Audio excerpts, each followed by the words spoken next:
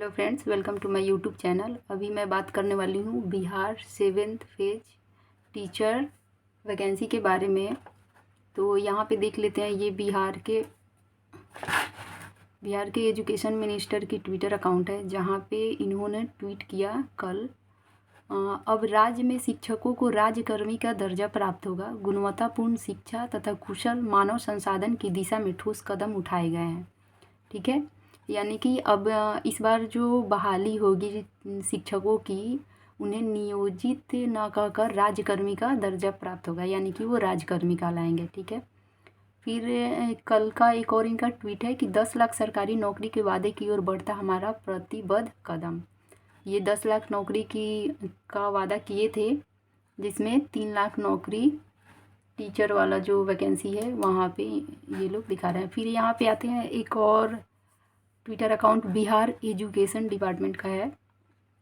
अगर इस पे आए तो इस पे भी ट्वीट किया गया है 21 आवर पहले, यानी कि 10 अप्रैल 2023 को। यहाँ पे क्या लिखा गया है, बिहार सरकार प्रेस विज्ञापित और नई शिक्षा नियमावली 2023 की स्वीकृति। यानी कि नई शिक्षा नियमावली 2023 आ गया है 7th फेज के लिए। तो चलिए इसको देख लेते हैं, नई नियमावली क्या क्या आई हुई है।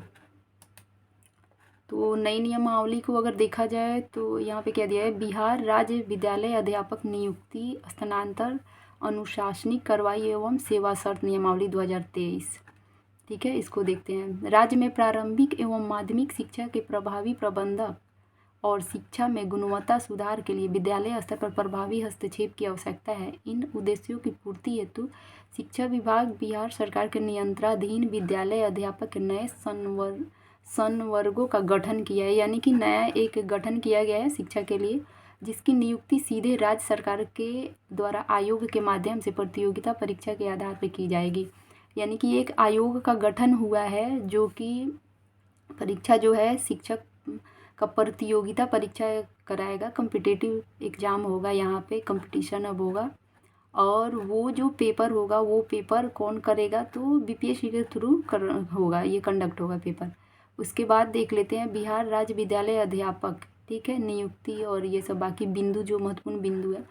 शिक्षा विभाग के नियंत्रणाधीन राजकीय बुनियादी विद्यालय, राज्यकृत एवं प्रोजेक्ट कन्या उच्च माध्यमिक विद्यालय में नियुक्त होने वाले विद्यालय अध्यापक का स्तरवार एवं विषयवार अलग अलग संवर्ग होगा।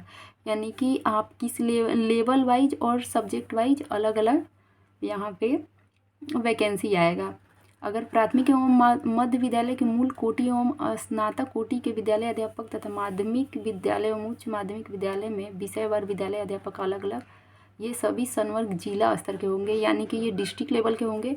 और हाई स्कूल, मिडिल स्कूल और +2, ये तीनों जगह सब्जेक्ट वाइज वैकेंसी आएगा।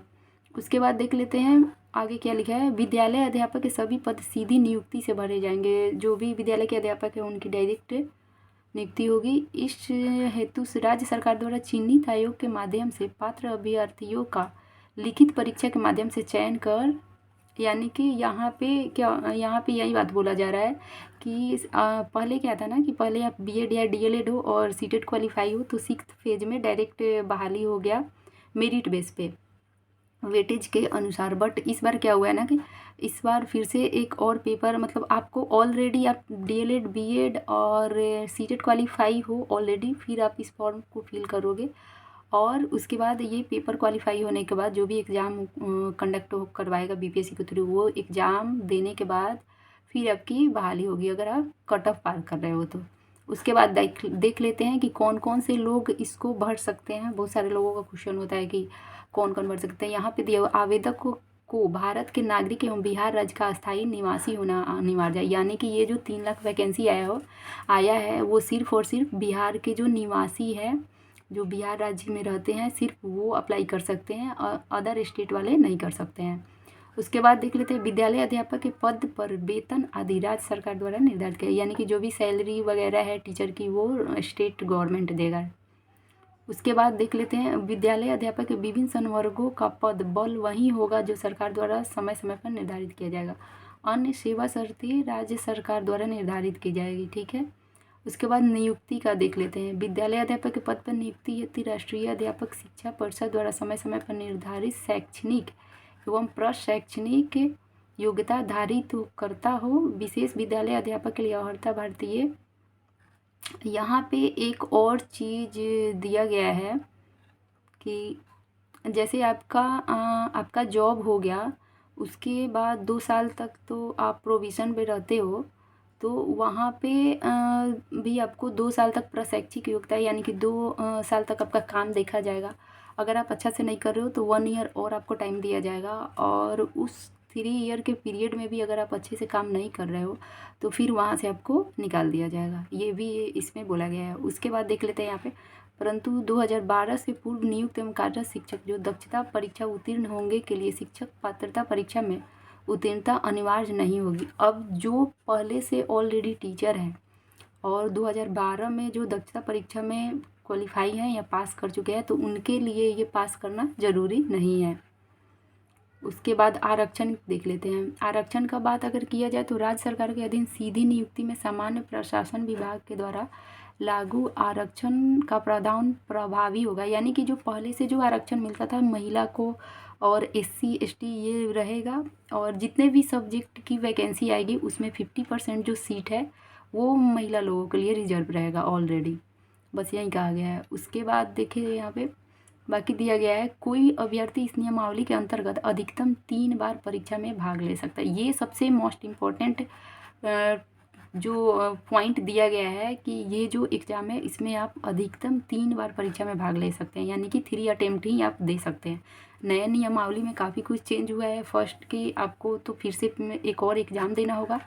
दूसरी बात ये है कि ये एग्ज़ाम आप मैक्सिमम 3 बार दे सकते हैं, 3 से ज़्यादा बार आप नहीं दे सकते हैं।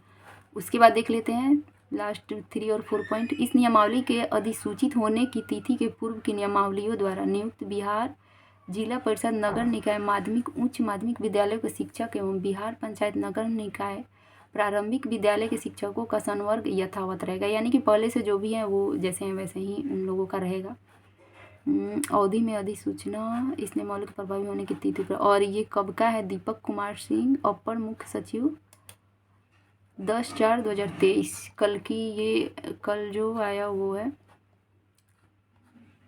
कल नया नियमावली आया हुआ था 10 अप्रैल को। तो ले देकर अगर नियमावली की बात अगर करें तो इस नियमावली में यही बोला गया है कि आप 3 अटेम्प्ट दे सकते हो मैक्सिमम, और जो एग्ज़ाम है या जो पेपर है वो BPSC के थ्रू कंडक्ट होगा। और सबसे पहली बात कि पेपर देना होगा आपको, एग्ज़ाम कंडक्ट होगा, और उस बेस पे आपका एग्ज़ाम में जो नंबर आएगा उस बेस पे आपका मेरिट बनेगा, और उस अकॉर्डिंग आप क्वालिफाई होंगे तो आपका सिलेक्शन होगा।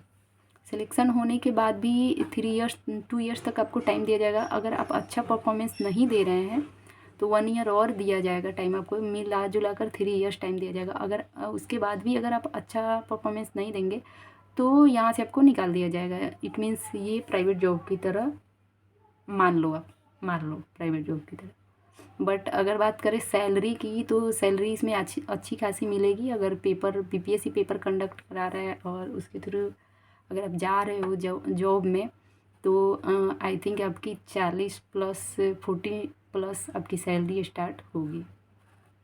तो इसकी बाद में जो भी नियमावली के बाद जो भी जानकारी आएगी मैं अपने चैनल पे अपडेट करती रहूँगी। आप मेरे चैनल के साथ जुड़े रहना और लाइक सब्सक्राइब शेयर करना नहीं भूलें। अगर आपको वीडियो मेरा अच्छा लगे तो लाइक ज़रूर करें।